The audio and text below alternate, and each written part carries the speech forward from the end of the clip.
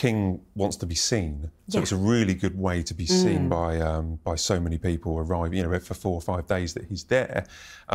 But I never really properly thought that maybe he is doing it in many ways as a tribute following on the legacy of his mother. Yeah, I think there is definitely an element of that, and also it's something he's done, for most of his adult life, and people like their routines in the same way they love to go to Balmoral every summer. It's a real fixture in the royal calendar, and it's, like you say, an opportunity to be seen. And I suppose we're going through an unsteady period at the moment with the general election. It's nice to have a bit of stability, something we can rely on. Definitely. We might touch on football a little bit later. My favourite. but you're a Wales fan. I am for Welsh. Full clarity. Yes. You're Welsh. Yeah. The Euro's going on at the So moment. I'm neutral this time. You're neutral this time. Yeah. But William's not. He's off to watch the Denmark game. Yes. Yeah. I know someone else who's going to that. I may be attending the Denmark game if my ticket arrives in time. But William of football, he seems to genuinely like it, doesn't he? Yeah, he does. I mean, it was interesting that for his Father's Day message to the King on Sunday, he shared a photograph of him having a kickabout with his dad. Although, admittedly, the then Prince Charles was wearing a suit. It's not like your average kickabout, but perhaps he was on his way to engagement. And I thought that was really lovely because you saw that for William, it was something that's been a big deal to him from a very young age. But he seems to genuinely have a real interest in the players. He takes his role as president of the FA really seriously, and he just loves the football. I mean, you've seen him in the stands at various matches. I'm sure he'll be cheering very loudly.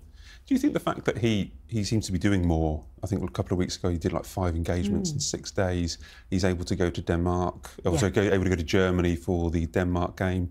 That is a sign, and Princess of Wales has gone to troop in the colour, but that is a sign that things have improved with Catherine's health, surely. Yeah, absolutely, because earlier this year, we were seeing William perhaps once a week, and there were lots of caveats around, how long he was going to be at an engagement, what time it would be. It felt like things were being very much tailored around his duties at home. And I think that the fact that he's out there more and the fact that we've seen Kate in action herself really suggests that they're making really good progress. So good to see. Excellent. Now, what we do like to do on this show, you aren't just Royal Editor of Hello Magazine, you were also at The Sun.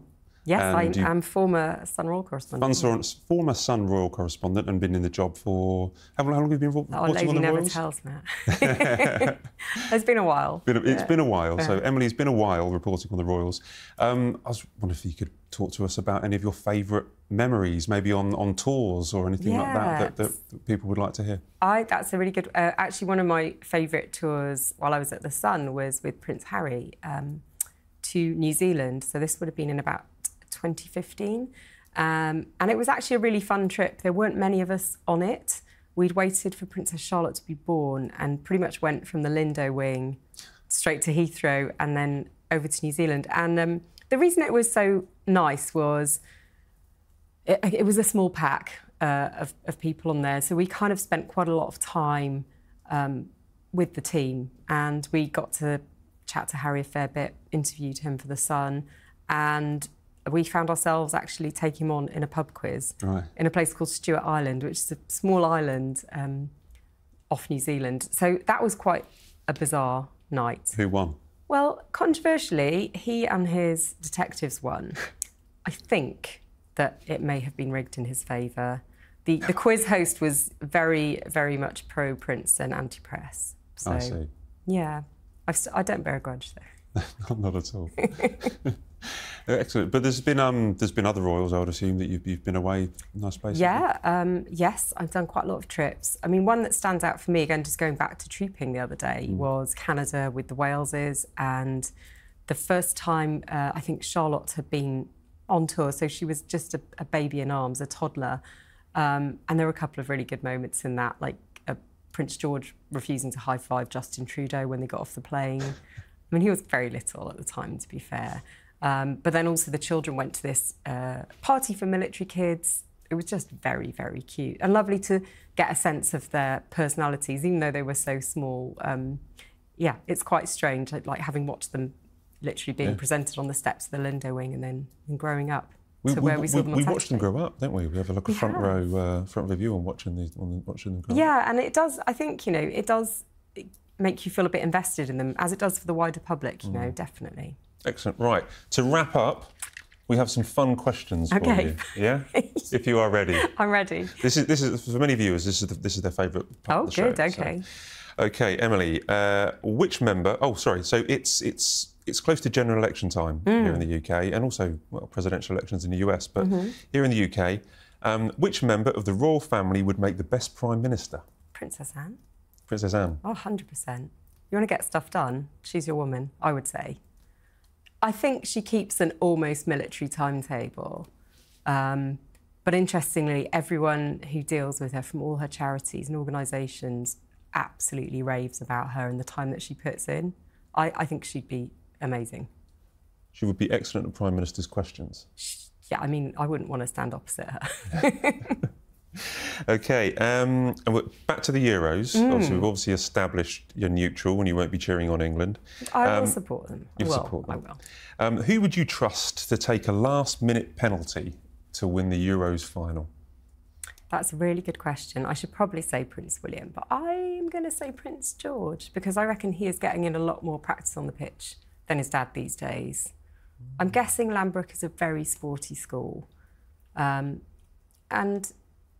yeah, I'm going to go for Prince George. Who would you pick? That's a really good... I didn't think of that at all. That's a really good idea because... It's fresh legs. We've seen him wearing England shirts, I believe, in some 100%, pictures, some birthday pictures. Yeah. He knows all the team. He's got to hang out with them. I think he'd fit in quite neatly. And he might even be there. He might even be there. Can you imagine? Yeah. Yeah. One to watch. Excellent. All Get right. him on the bench. Excellent. OK. And so if you could spend the day walking around any royal property with no limits where you could go, where would you go and why? Oh, this is such a tough question.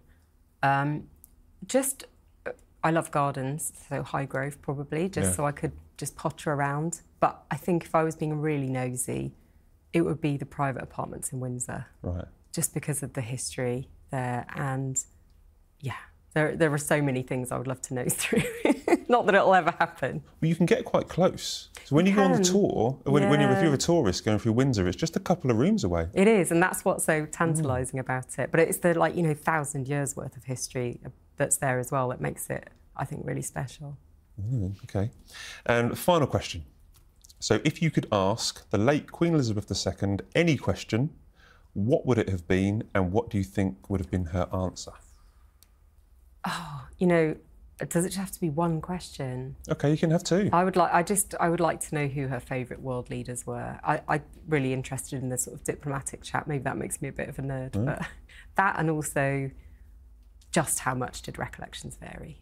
Uh-huh. But I don't think she'd ever answer.